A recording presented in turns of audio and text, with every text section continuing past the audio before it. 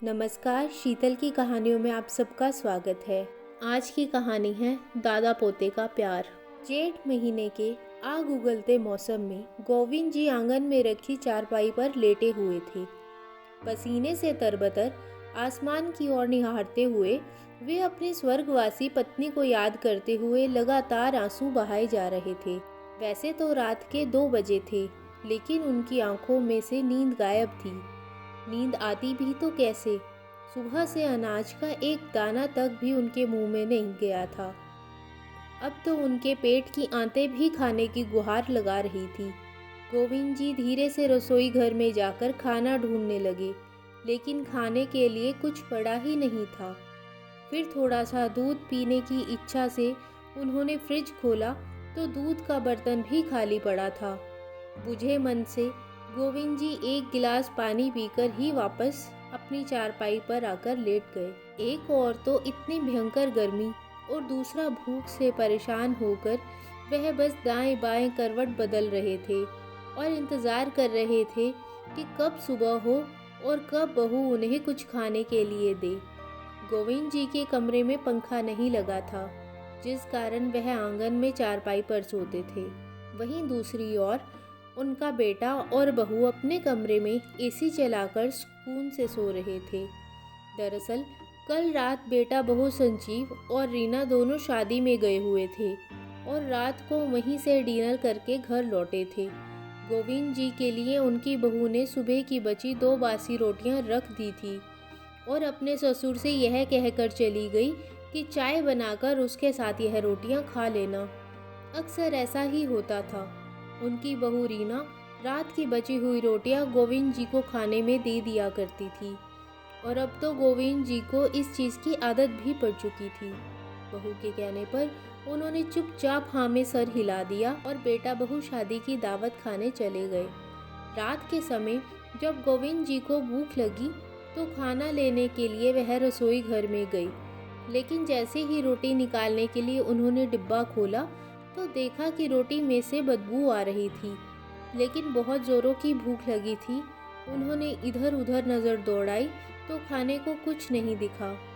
रात के करीब 12 बजे बहू बेटा शादी से घर वापस लौटे, लेकिन गोविंद जी की इतनी हिम्मत नहीं हो रही थी कि वह अपनी बहू को इस समय खाना बनाने के लिए कहें। इसलिए वे चुपचाप अपनी चारपाई पर लेटे रहे और बेटा बहू अपने कमरे में सोने चले गए। लेकिन जैसे जैसे रात बीत रही थी, गोविंद जी की भूख भी बढ़ती जा रही थी। भूख से तड़पते हुए उनकी आंख लग गई और सुबह कुकर की सीटी बजने से उनकी आंख खुली। चारपाई से उठकर देखा तो उनकी बहू रीना रसोई घर में खाना बना रही थी।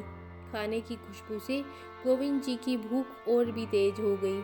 दिल को एक संतुष्टि भी मिली कि चलो अब थोड़ी ही देर में स्वादिष्ट खाना खाने को मिलेगा। यह सोच ही रहे थे कि उसी समय उनके कानों में एक कड़कती हुई जोरदार आवाज आई और वे अंदर तक कांप गए।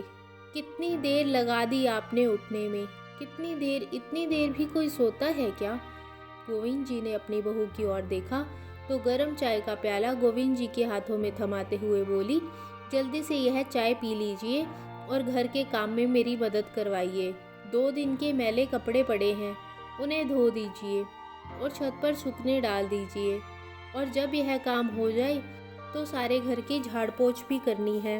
और हाँ, ज़रा तेज़ी से हाथ चलाना, घर पर मेरे मायके वाले आने वाले हैं, इसलिए मैं खाना तैयार कर रही हूँ। उनके आने से पहले सारा काम निपट जाना चाहिए। बहू एक के बाद एक बोलती ही जा रही थी, लेकिन रात से भूखे गोविंद जी बहू के आगे अपना मुंह तक न खोल पाए। एक कप चाय पीकर ही उन्होंने अपने आप को दिलासा दिया और बाथरूम में रखे कपड़े धोने के लिए चले गए। बुढ़ापे और कमजोरी के कारण उनसे इतना काम नहीं किया जाता था, परंतु वह मजबूर थे। सारा काम करने के बाद गोविंद जी हाँफते हुए अपनी बहू के पास आए और बोले, बहू, घर का सारा काम मैंने कर दिया है। अब मुझे बहुत ज़ोर से भूख लगी है। रात से कुछ नहीं खाया। रात को जो रोटियां तुम खाने के लिए रख कर गई थी, सुबह से बनी होने के कारण उन रोटियों में से बदबू आ रही थी, इसलिए मैं उस रोटी को खा नहीं पाया। तभी बहू तपाक से बोली, अच्छा, आप कहना क्या चाहते हैं? क्या मैं आपको बासी रोटियां देती हूँ? हे भगवान, अब यह इल्ज़ाम लगाना भी बाकी रह गया था मुझ पर। शर्म नहीं आती आपको ऐसे झूठ बोलते हुए? मेरी एक बात कान खोल कर सुन लीजिए। जब तक मेरे मायके वाले आकर खाना नहीं खा लेते, तब तक मैं आपको कुछ नहीं देने वाली। अरे अगर खाना कम पड़ गया तो? अगर कुछ बच गया तो मैं आपको बाद में दे दूंगी। अब यहाँ मेरे सर पर मत खड़े रहिए।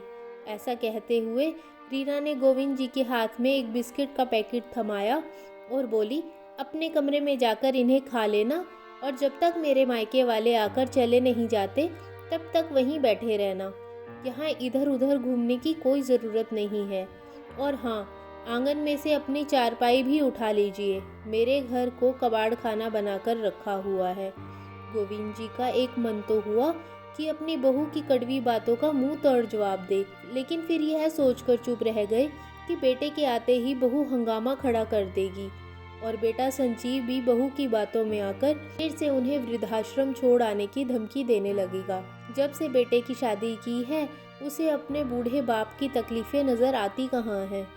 वह तो सिर्फ अपनी पत्नी की ही बातें सुनता है। इसलिए गोविंद जी ने चुपचाप चारपाई उठाकर अपने कमरे में रख दी और वहां आकर बैठ गए। सोचने लगे कि कितने मंदिरों में माथा टेका था, कितनी मन्नतें मांगी थी, तब जाकर हमारा बेटा संजीव हमें मिला था। और हम लोग तो यही सोचते थे कि बुढ़ापे में हमारा बेटा हमारी लाठी बनेगा, लेकिन उसे अपनी पत्नी के अलावा ना तो कुछ दिखाई देता है और ना ही उसकी बातों के अलावा कुछ सुनाई देता है। कभी एक पल भी निकालकर मेरे पास बैठकर इतना तक नहीं पूछता कि पिताजी आपकी तबीयत कैसी है, खाना खाया या नहीं। अब तो जब भी मुंह से कुछ बोलता है बस आग ही उगलता है। बेटा बहू जब भी मुझसे बात करते हैं तो ऐसे लगता है कि जैसे अभी मुझे खा जाएंगे। क्या कुछ नहीं किया मैंने अपने बेटे के लिए। अरे था ही क्या मेरे पास, सिर्फ 2 कमरों का घर और एक छोटी सी खिलौनों की दुकान। लेकिन मैंने सोच लिया था कि मैं अपने बेटे के लिए एक बड़ा कारोबार खड़ा करूँगा। इसलिए उसके होने के बाद मैंने दोगुनी मेहनत की और लगातार 10 साल की मेहनत से एक छोटी सी दुकान शोरूम में तब्दील हो गई। उसके लिए बड़ा सा घर बनवाया और व्यापार की एक एक बारीकी उसे सिखाई, जिसके कारण आज संजीव एक अच्छा व्यापारी बन बैठा है। उसके बाद उसकी पसंद की लड़की से उसकी शादी भी करवा दी और बहू घर में आ गई। सब कुछ कितना अच्छा चल रहा था। तब तो मेरी पत्नी शारदा भी जिंदा थी, लेकिन अचानक उसे डेंगू बुखार हुआ और लाख कोशिशों के बावजूद मेरी पत्नी शारदा मुझे छोड़कर चली गई। जब तक शारदा मेरे साथ थी तब तक मैं इस घर का मुखिया हुआ करता था। बेटा बहू कितना मान देते थे मुझे। खाने पीने की कोई दिक्कत नहीं थी। मैं दुकान संभालता था और मेरी पत्नी अपनी बहू के साथ घर के सारे काम संभालती थी। लेकिन उसके जाने के बाद मेरी तो दुनिया ही उजड़ गई। मैं तो जैसे बेटा और बहू पर बोझ बन गया। धीरे धीरे बेटे ने दुकान पर कब्जा किया और बहू ने पूरे घर पर कब्जा कर लिया और मुझे एक कमरे तक ही सीमित कर दिया गया। अपने ही घर में मैं कहीं आ जा नहीं सकता। कुछ दिनों के लिए मेरी तबीयत क्या खराब हुई, बेटे ने तो मुझे दुकान पर बैठने से ही मना कर दिया, यह कहकर कि अब आप बूढ़े हो गए हैं, तबीयत खराब हो जाएगी तो कौन संभालेगा। अब दुकान पर आपकी कोई ज़रूरत नहीं है, दुकान मैं बहुत अच्छे से संभाल सकता हूँ। ऐसा कहकर उसने दुकान पर कब्जा जमा लिया। जेब में कुछ रुपए होते तो बाहर से ही खाने को कुछ ले आता, लेकिन बेटा तो मुझे 1 रुपया तक नहीं देता और बहू खाने को कुछ नहीं देती। सोचते सोचते गोविंद जी फूट फूट कर रोने लगे। गोविंद जी की पत्नी शारदा को गुजरे हुए 10 साल बीत चुके थे और बेटे बहू का रवैया दिन ब दिन खराब होता जा रहा था। अब तो उन्हें 2 वक्त की रोटी भी बहुत मुश्किल से मिल पाती थी। गोविंद जी के बेटे ने उन्हें बूढ़ा करार देकर दुकान आने से मना तो कर दिया, लेकिन बहू अपने बूढ़े ससुर से घर के सारे काम करवाने लगी। घर की साफ सफाई, जूठे बर्तन और कपड़े तक उनकी बहू उनसे धुलवाती और यदि वे कुछ कहते तो घर में कलह शुरू कर देती। और इसी कलेश की वजह से गोविंद जी आज तक चुप रहे और चुपचाप सारा काम करते आ रहे हैं। समय बीतने के साथ साथ उनके बेटा और बहू का व्यवहार तो बद से बदतर होता जा रहा था, लेकिन बेटा और बहू को उन पर इतनी भी दया नहीं आई कि उनकी उम्र बढ़ती जा रही है तो घर का इतना काम वह कैसे कर पाएंगे। गोविंद जी का एक पोता भी है जो इंजीनियरिंग की पढ़ाई के लिए विदेश चला गया।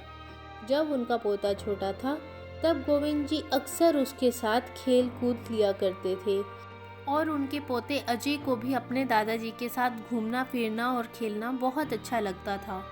अक्सर दादाजी कभी उसे पार्क में घुमाने ले जाया करते थे तो कभी बाजार में। दादा पोते का प्यार इतना था कि जब तक रात में अपने दादाजी से वह कहानी नहीं सुन लेता तब तक उसे नींद नहीं आती थी। स्कूल से आने के बाद भी अजय अपने स्कूल की सारी बातें अपने दादाजी के साथ साझा किया करता था। अजय बड़ा होकर इंजीनियर बनना चाहता था, इसलिए स्कूल खत्म होते ही माता पिता ने उसे पढ़ने के लिए ऑस्ट्रेलिया भेज दिया और जब से अजय पढ़ाई करने के लिए ऑस्ट्रेलिया गया था तब से गोविंद जी बिल्कुल अकेले रह गए थे, क्योंकि एक उनका पोता ही था जिसके संग बात करके गोविंद जी अपने सारे गम भूल जाया करते थे। अजय ही अपने दादाजी की दवाई और खाने पीने का ध्यान रखा करता था। अपने कमरे में बैठे गोविंद जी अतीत के पन्ने पलटते जा रहे थे। तभी अचानक दरवाजे की घंटी बजी और वह अपनी यादों के समुद्र से बाहर आ गए। वह समझ गए थे कि बहू के मायके वाले आ चुके हैं, लेकिन उन्हें बाहर निकलकर कुछ देखने की इजाज़त नहीं है। बाहर से खूब हंसी ठिठोली की आवाज़ें आ रही थी और जोर शोर से नाश्ता पानी भी चल रहा था। रात से भूखे गोविंद जी अपने कमरे में बैठे बैठे इंतज़ार कर रहे थे कि कब बहू के मायके वाले खाना खाएं तो कुछ उन्हें भी मिले। बहू के मायके वालों को आए 3 घंटे हो चुके थे। तब सब लोगों के लिए डाइनिंग टेबल पर खाना लगाया गया और सब उंगलियां चाट चाट कर खाना खाने लगे। उधर गोविंद जी पानी पीकर अपनी भूख मिटाने की नाकाम कोशिश कर रहे थे। अब तो पानी भी खत्म हो चुका था, इसलिए पानी लेने के लिए जैसे ही वह अपने कमरे के बाहर रसोई में गए तभी रसोई में खड़ी हुई बहू की माँ बहू से बोली, अरे रीना, तू अपने ससुर जी से भी कुछ कामकाज करवाती है या नहीं, या दिन भर पड़े ही रहते हैं। नहीं माँ, आप भी कैसी बातें करती हैं, अब ये बूढ़े हो चुके हैं। ज़्यादा नहीं लेकिन थोड़ा बहुत कामकाज तो करवा लेती हूँ, नहीं तो बैठे बैठे मुफ्त में खाना थोड़ी खिलाऊंगी। बातें करते हुए दोनों हंसने लगी और बाहर चली गई।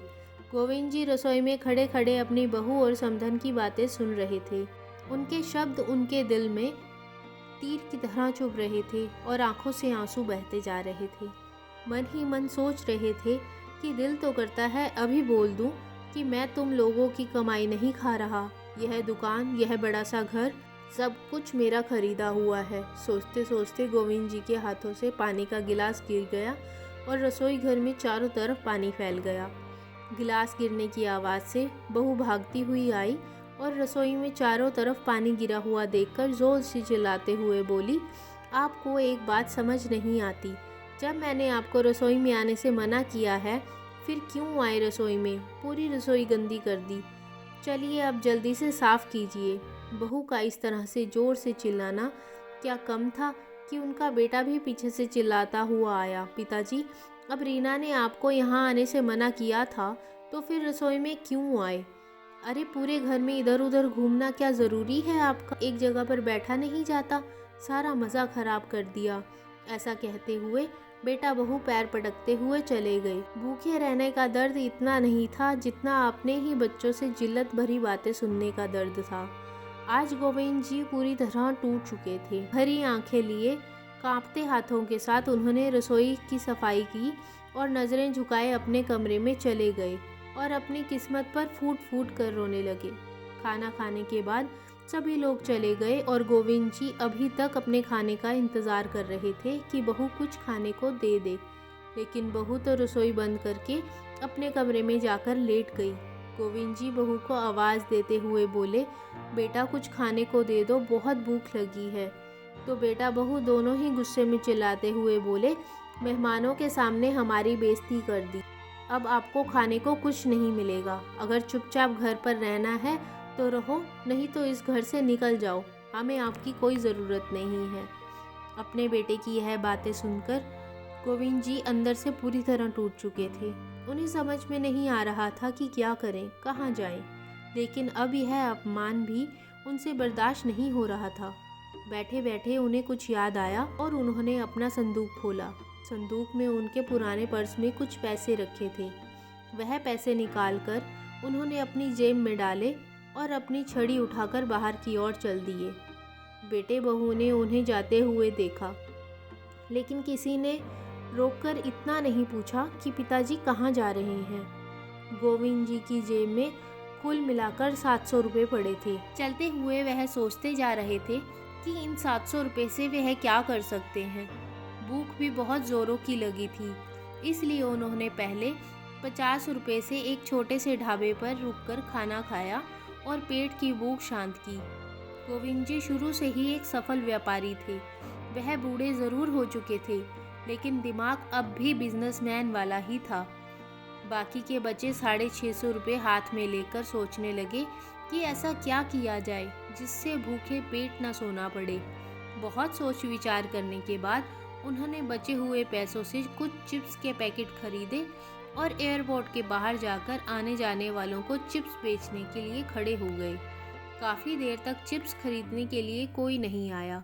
गर्मी में खड़े खड़े वह पसीने से भीग रहे थे, लेकिन फिर भी उन्होंने हौसला बनाए रखा। धीरे धीरे उनके चिप्स के पैकेट बिकने लगे और शाम होने तक सारे चिप्स के पैकेट बिक गए और उन्हें 150 रुपये का फ़ायदा भी हुआ। रात होने को थी तो घर लौटते समय उन्होंने रास्ते में ढाबे से खाना खाया, क्योंकि उन्हें पता था कि घर पर बहू तो खाने को कुछ देने वाली है नहीं। इसलिए खाना खाकर वह घर लौट आए। अब हर रोज़ गोविंद जी ऐसा ही करने लगे। वह बूढ़े ज़रूर हो गए थे, लेकिन इस उम्र में भी उन्हें मेहनत करने में कोई परेशानी नहीं थी।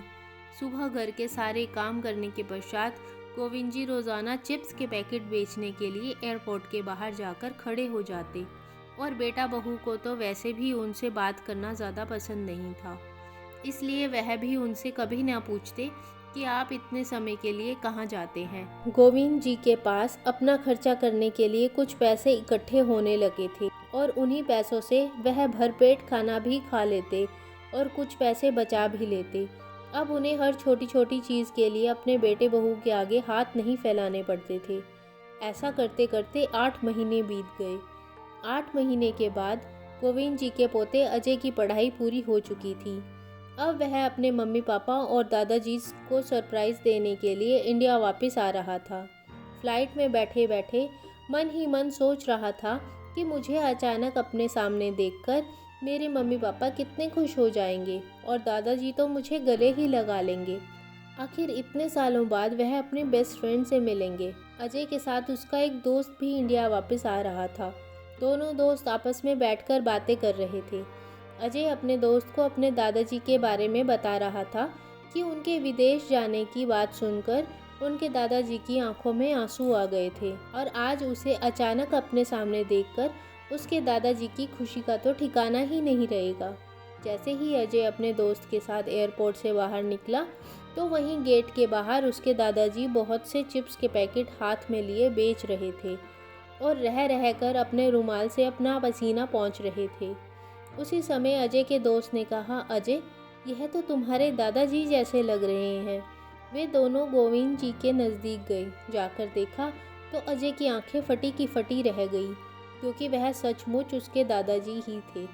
दादाजी आने जाने वाले लोगों को बुला बुलाकर चिप्स के पैकेट खरीदने की गुजारिश कर रहे थे।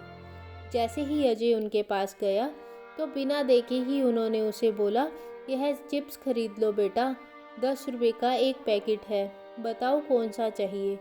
उसी समय अजय की आंखों से झरझर आंसू बहने लगे। भरे गले से अजय बोला, मुझे तो बस मेरे दादाजी चाहिए। अपने पोते की आवाज़ सुन गोविंद जी ने जैसे ही नज़र उठाई तो सामने अपने पोते अजय को खड़ा देखा। दोनों दादा पोता एक दूसरे से खूब कसकर गले मिले और फूट फूट कर रोने लगे। पास में खड़ा अजय का दोस्त यह सारा नज़ारा देख रहा था और उसकी भी आंखों से आंसू बह निकले। फिर अजय ने अपने दादाजी की ओर गौर से देखा। वह पहले से बहुत ज़्यादा कमज़ोर हो चुके थे। उनके चेहरे को देखते ही उसे प्रतीत हुआ मानो उन पर वेदनाओं का पहाड़ चकनाचूर हुआ हो। भरे गले से पूछा, दादाजी, लेकिन आप यहाँ ऐसी हालत में चिप्स क्यों बेच रहे हैं? इस उम्र में तो आपको आराम करना चाहिए। अब आपको चिप्स बेचने की क्या ज़रूरत पड़ गई? और मम्मी पापा कहाँ हैं? क्या उन्होंने आपको यह सब करने से मना नहीं किया? देखिए तो कितनी तेज़ गर्मी पड़ रही है और आप पसीने से पूरी तरह भीग चुके हैं। अगर आपको कुछ हो जाता तो मेरा क्या होता? पहले ही मैं अपनी दादी को खो चुका हूँ। आज इतने दिनों बाद अपने पोते के मुंह से अपनापन और प्यार भरे शब्द सुनकर गोविंद जी फूट फूट कर रोने लगे। जैसे ही गोविंद जी ने अपने बेटे को अपने ऊपर हुए अत्याचारों के बारे में सब कुछ बताया तो अजय के पैरों तले ज़मीन खिसक गई। उसका सर चकराने लगा।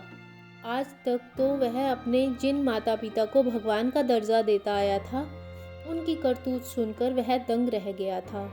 इंसान के भेष में कोई शैतानों वाली हरकतें भी कर सकता है, उसे यह बात मालूम नहीं थी। लेकिन अब अजय ने ठान लिया था कि जिन लोगों ने उसके दादाजी के साथ जानवरों से भी बदतर सलूक किया है, उन्हें वह सबक सिखा कर रहेगा।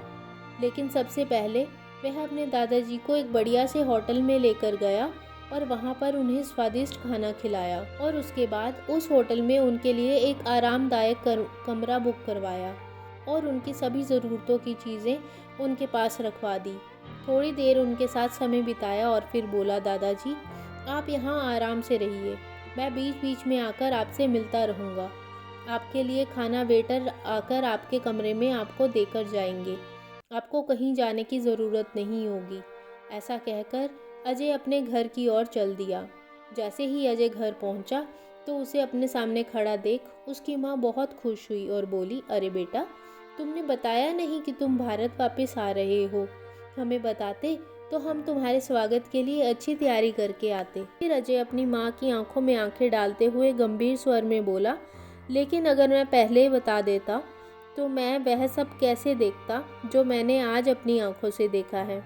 तभी रीना जल्दी से अपने पति को आवाज़ लगाते हुए बोली, अजय देखिए तो हमारा बेटा आया है, कुछ ही सालों में कितना बड़ा हो गया है। आंखों में खुशी के आंसू लिए जैसे ही रीना अपने बेटे को गले लगाने लगी, तभी अजय ने अपनी माँ के हाथ पीछे झटक दिए और बोला, माँ, पहले मुझे ये बताओ कि दादाजी कहाँ हैं? वह घर में नज़र क्यों नहीं आ रहे? ऐसा कहते हुए अजय अपने दादाजी के कमरे में चला गया, लेकिन दादाजी वहाँ नहीं थे। यह उसे भी मालूम था, वह बस अपने माता पिता के सामने नाटक कर रहा था। तभी रीना घबराई सी उसके पीछे पीछे आ गई और फीकी सी हंसी से बोली, अरे बेटा, तुझे तो मालूम है तेरे दादाजी कुछ काम धाम तो करते हैं नहीं, बस सारा दिन खाते पीते रहते हैं और अपने कमरे में पड़े पड़े बोर होते रहते हैं। इसलिए हमने ही उन्हें कहा था कि कभी कभार बाहर भी चले जाया करो, नहीं तो हड्डियां जाम हो जाएंगी। अपनी माँ के मुंह से ऐसी बातें सुनकर अजय की हैरानी का ठिकाना न रहा। सुबह से रात हो चुकी थी, लेकिन गोविंद जी अभी तक घर नहीं लौटे थे। तब अजय ने अपने पिता से पूछा, पापा, दादाजी अभी तक घर क्यों नहीं लौटे? क्या आपको उन्होंने कुछ नहीं बताया कि कहाँ जा रहे हैं? अरे बेटा, कभी कभी तेरे दादाजी अपने दोस्त के घर चले जाते हैं तो वहीं पर 1-2 दिन लगा लेते हैं। चिंता करने की ज़रूरत नहीं है, रात बहुत हो चुकी है, अब तुम अपने कमरे में जाकर सो जाओ। अगले दिन सुबह अजय तैयार होकर अपने दादाजी से मिलने होटल गया और वहीं बैठकर उसने साथ खाना खाया और अपने दादाजी को हिम्मत देते हुए बोला, दादाजी, आप बिल्कुल फिक्र मत कीजिए, जल्दी ही सब ठीक हो जाएगा। उसके बाद अजय अपने दादाजी को लेकर घर पहुंचा तो उनके बेटा बहू उन दोनों को एक साथ देखकर हक्के बक्के रह गई। तभी रीना हड़बड़ाते हुए अपने बेटे से पूछा, अरे बेटा, तुम्हारे दादाजी कहाँ मिले? तो अजय अपने चेहरे पर नफरत लिए अपनी माँ की ओर देखते हुए बोला, आपने तो मुझे सही ढंग से बताया नहीं कि दादाजी कहाँ गए, लेकिन मैंने अपने दादाजी को ढूंढ ही लिया। तो बेटे की बातें सुनकर दोनों माता पिता उससे नज़रें चुराने लगे तो अजय बोला, शर्म आती है मुझे आप दोनों को अपने माता पिता कहते हुए। कितने एहसान फरामोश लोग हैं आप, झूठ पर झूठ बोलते जा रहे हैं। क्या आप जानते हैं, कल मैंने एयरपोर्ट के बाहर अपने दादाजी को चिप्स के पैकेट बेचते हुए देखा। अगर मैंने यह सब ना देखा होता तो मेरे सामने आपकी असलियत आती ही नहीं। अरे कहा जाता है कि महिलाएं नरम दिल की होती हैं, लेकिन आप एक औरत होते हुए भी अपने पिता समान इंसान के साथ ऐसा व्यवहार कैसे कर सकती हैं? और पापा, आप अपने पिता को सता कर तो आपको नर्क में भी जगह नहीं मिलेगी। एक बेटा होते हुए भी आप अपने बूढ़े पिता की तकलीफ नहीं समझ पाए। कल को अगर यही सलूक मैं आप दोनों के साथ करूं तो आपको कैसा लगेगा? और शायद आप यह भूल गए हैं कि यह बड़ा सा घर और दुकान जिस पर आप कब्जा करके बैठे हो, वह सब मेरे दादाजी की है।